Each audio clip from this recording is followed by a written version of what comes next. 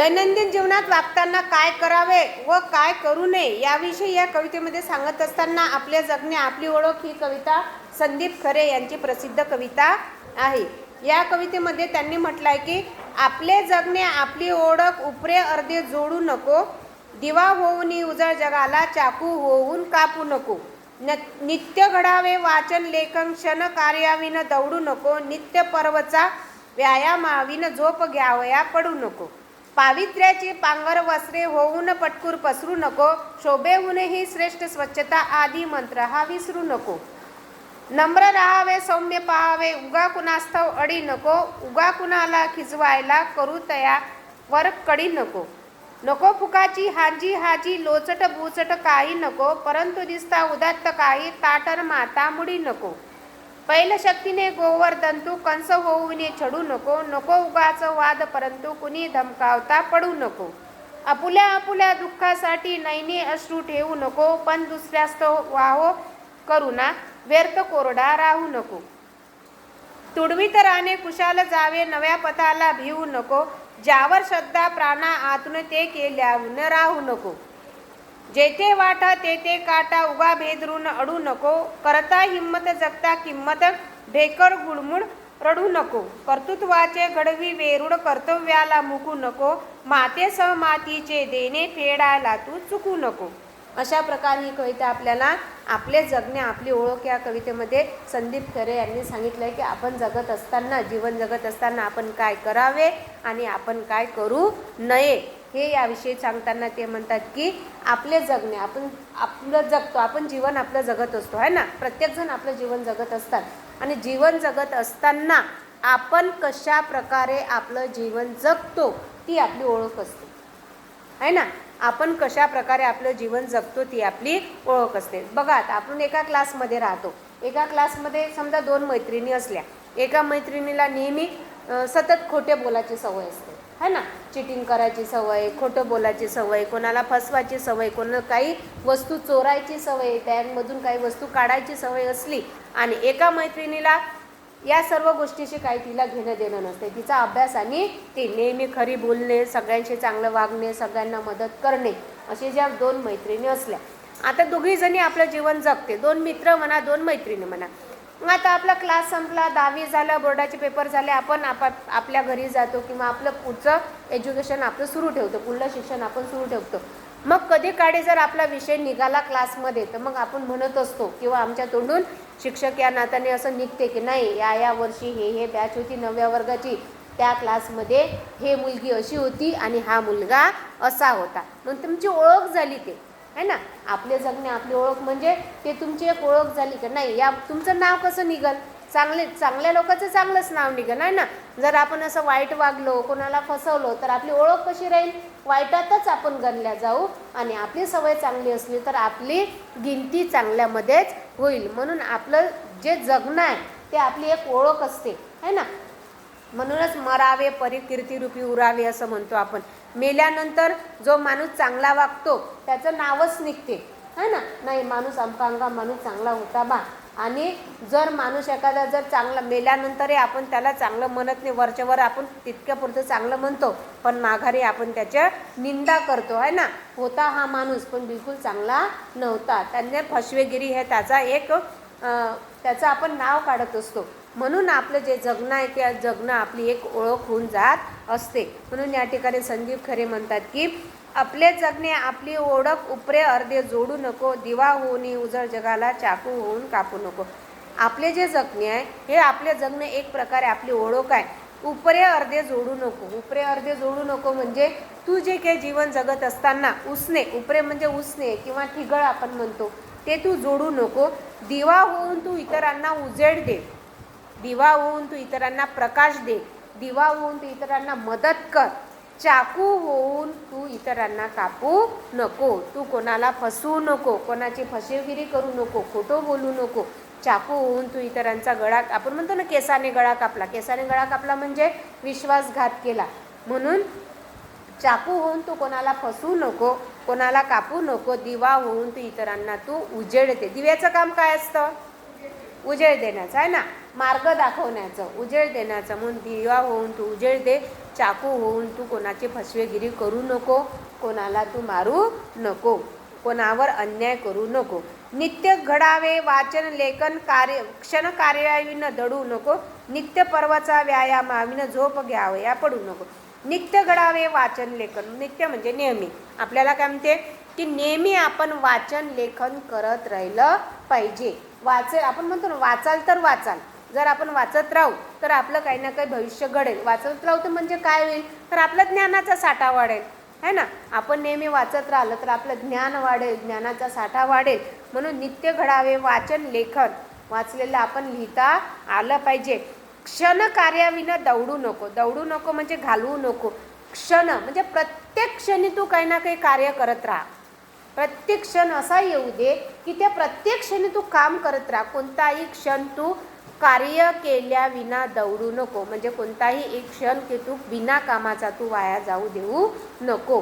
प्रत्येक क्षणी तू कार्य करत राहा, अभ्यास करत राहा जे आपल्याला आहे. विनाकारण मोबाईल घेऊन बसलं तासन तास त्या मोबाईलमध्ये आपण रील्स बघत राहिलो. कोणतं काम, आपण रील्स बघतो ना, आपण रील्स बघतो, शॉर्ट व्हिडिओ बघतो. त्याच्यातून काय मिळते आपल्याला, केला का कधी याचा विचार तुम्ही? मिळते का काही? काहीच नाही. आपला जो अमूल्य वेळ आहे तो वेळ आपण कुठेतरी आपण घालवतो, विनाकारण तो वेळ आपला वाया जाते. त्या वेळात आपण काही वाचन केलं किंवा त्याच वेळात जर आपण एखादा व्हिडिओ पाहिला, अभ्यासाशी रिलेटेड म्हणा, चांगल्या विचाराचा रिलेटेड म्हणा, की त्याच्यातून आपण काही ना काही घडू, त्याच्यातून आपण काही ना काही घेऊ. 5 मिनिटाचा पाहिला तर 1 मिनिटाचा आपण काही ना काही त्याच्यातून घेऊ. पण जर आपण रील्स पाहतो त्यांनी काय होते, रील्सने काय होते, आपली जी मेमरी आहे ते मेमरीचं जे काही आहे ते आपले शॉर्ट होत आहे. म्हणजे आपली आता कॅपॅसिटी राहिली नाही. तुम्ही पहा ना, एखादा अर्धा तासाचा व्हिडिओ पाहायचा आपलं जीवावर येते, आहे ना. असं वाटतं एवढा किती वेळचा आपण पाहून आलो, संपूर्णच नाही राहिला. आणि शॉर्ट व्हिडिओ पाहण्याकडे आपलं जास्त लक्ष राहते. रील्स आपण जास्त आपल्याला आवडते. का बरं? कारण ते छोटे असतात. आणि त्याचप्रमाणे आपले मेमरीचे पॉवरसुद्धा कमी होत आहे. एखाद्या अभ्यास समजा एखादा पिरियड आपल्याला खूप मोठा वाटते, कंटाळवाना वाटते. कारण की आपली आता तेवढी कॅपॅसिटी राहिलेली नाही. फोन नंबर आता आपण पाठ करत नाही.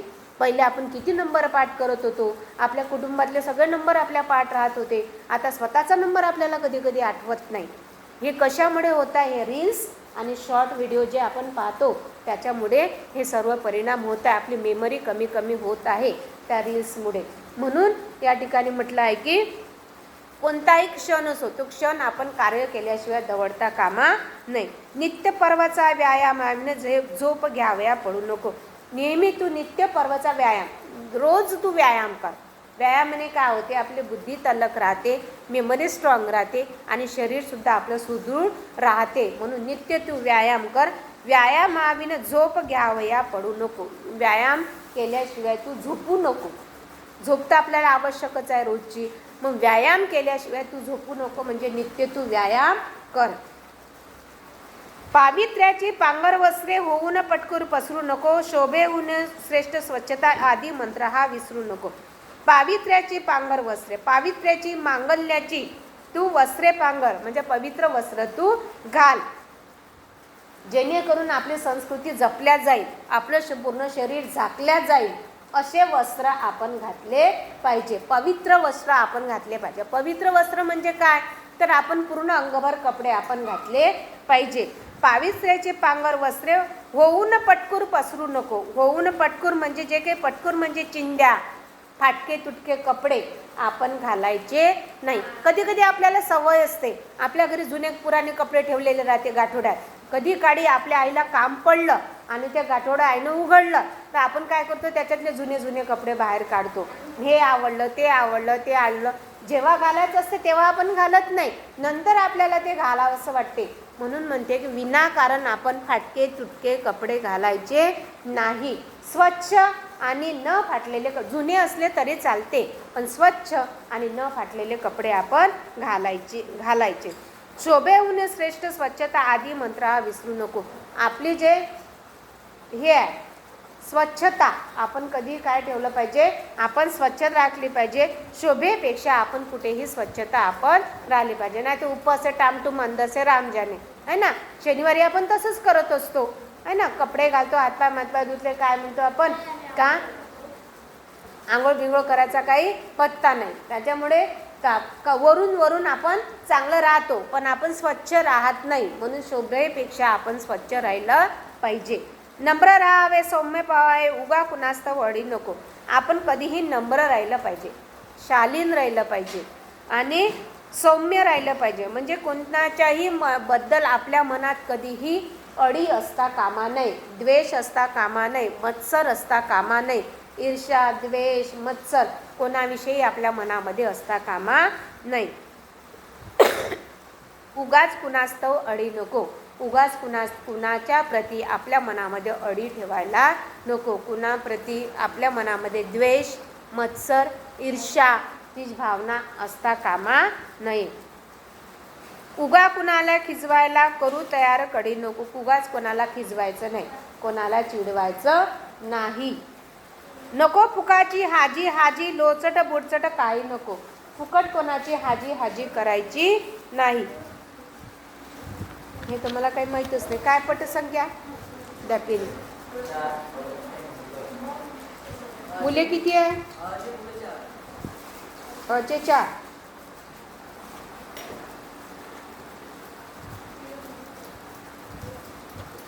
मुली 4.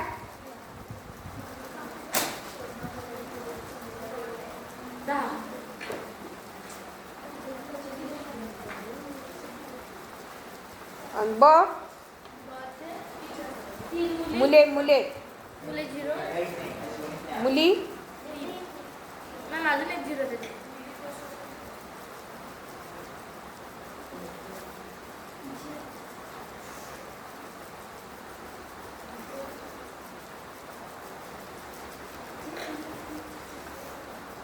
नको फुकाची हाजी हाजी, लोचट बुडचट काही नको. परंतु दिसता उदात्त काही, ताटण माता मुडी नको.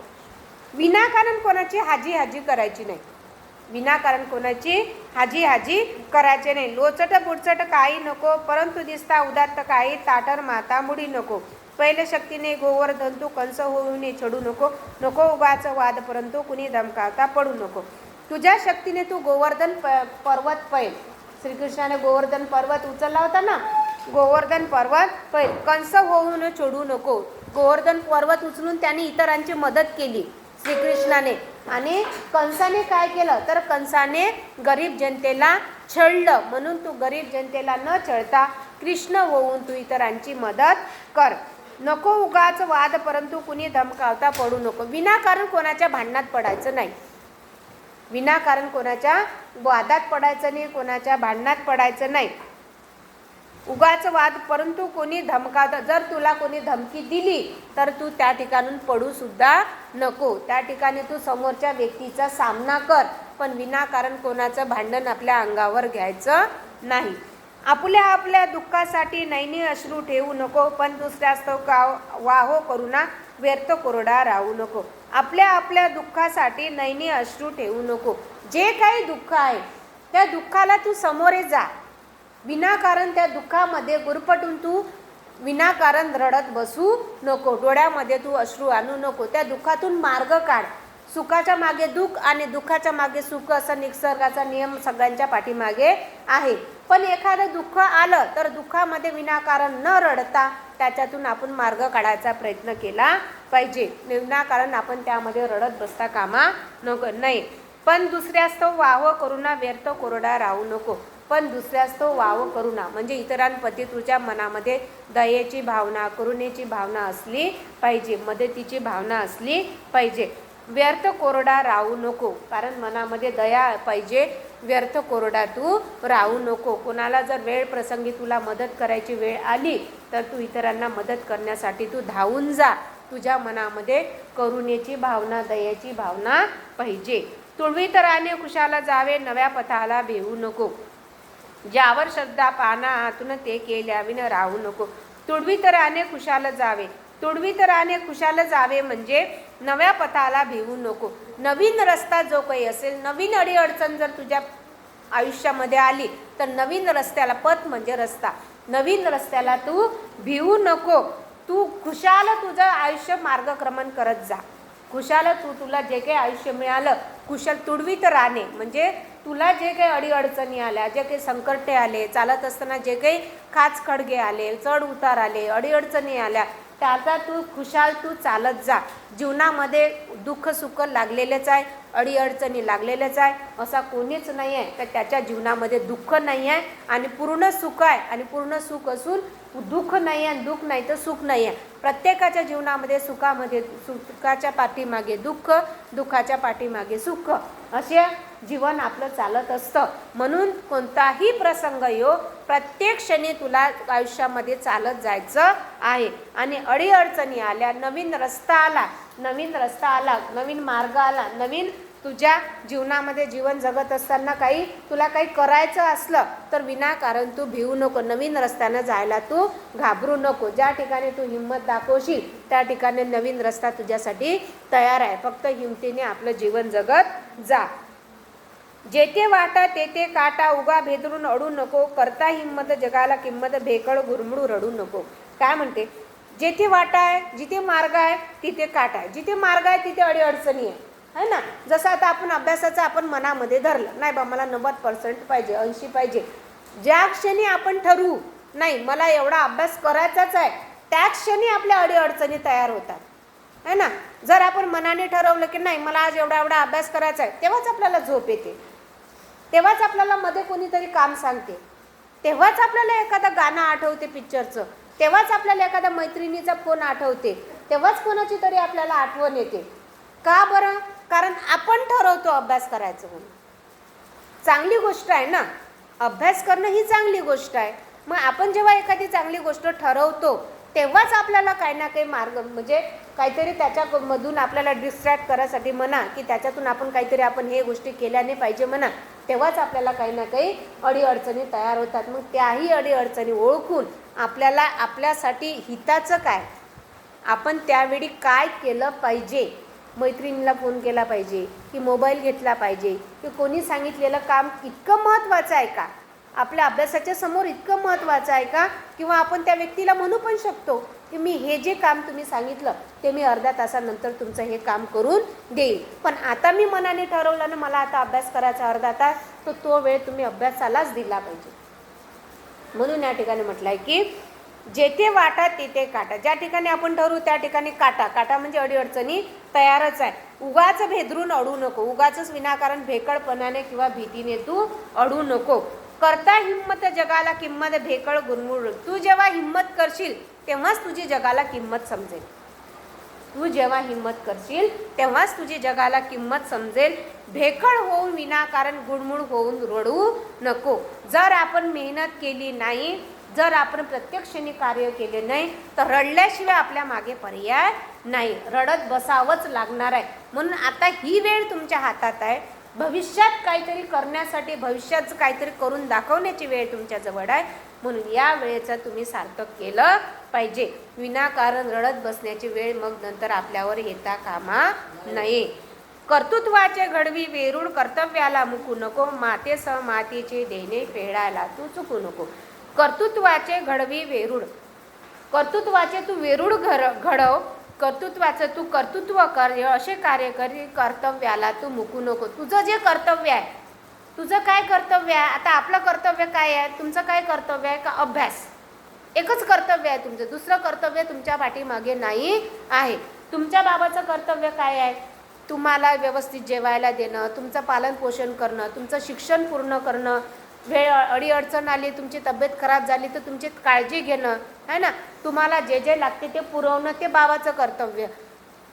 आईचं कर्तव्य आहे तुमचं पालन पोषण करणं, वेळेवर स्वयंपाक करून देणं, वेळेवर जे आहे तुम्हाला जे जे लागते ते सुविधा पुरवणं तुमच्या आईवडिलांचं कर्तव्य आहे.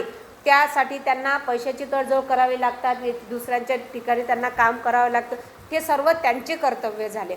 आपलं कर्तव्य काय आहे, त्यांनी जे आपल्यासाठी सुखसुविधा करून दिली आहे, त्यांनी जे आपल्यासाठी सर्व करून दिलं त्याचं चीज करणे हे आपलं कर्तव्य आहे. कोणतं कर्तव्य? फक्त एकच आहे, टेबल खुर्ची घेणं, मस्त फॅन खाली बसणं आणि मस्त पुस्तक वाचणं, अभ्यास करणं.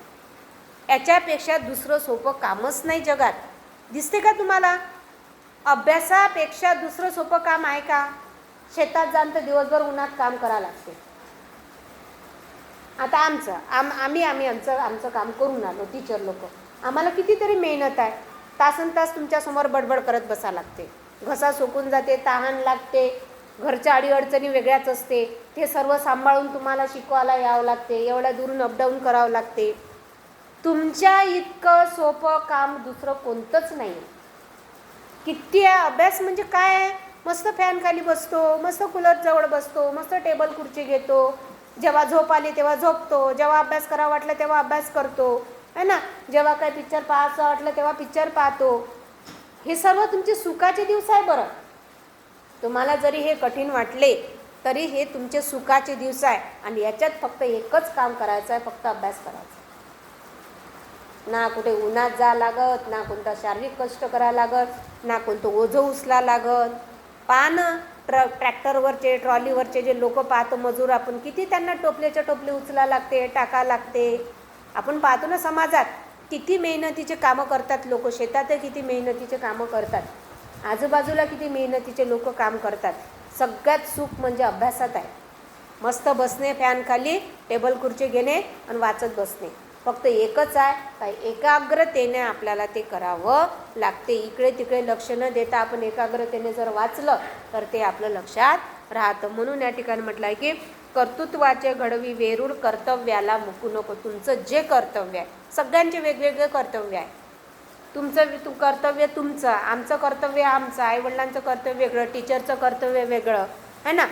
तुझं जे कर्तव्य आहे त्या कर्तव्याला तू मुकू नको. मातेसह मातीचे देणे फेडायला तू चुकू नको. ज्याप्रमाणे मातेचं देणं आहे, आई वडिलांचा आपल्यावर उपकार आहे, त्यांचे उपकार आपण फेडू शकत नाही.